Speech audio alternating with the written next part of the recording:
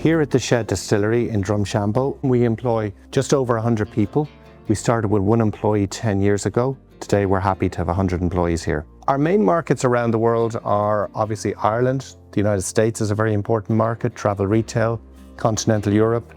We also have a foothold in Australia, New Zealand, Latin America, and more recently in Asia, including China.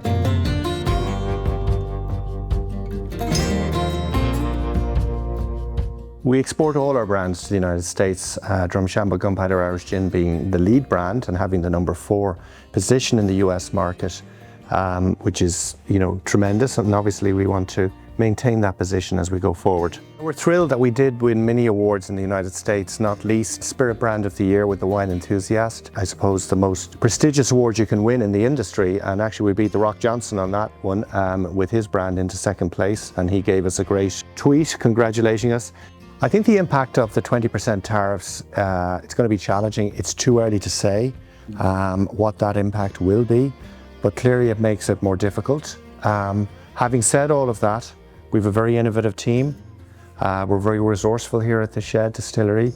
We have a lot of innovation and a lot of ideas. We've discussed the tariffs with our partners in the US, and we're in continuing conversations with them. It's too early to say how much it's going to cost or how much more we'll have to invest, but clearly there's a cost involved. There's going to be a cost involved to the American consumer because it's essentially a tax to the local consumer, and there's obviously a certain amount of cost to us. Replacing the United States is probably really not an option in truth, because it's such a big part of our business, and indeed all exports of drinks.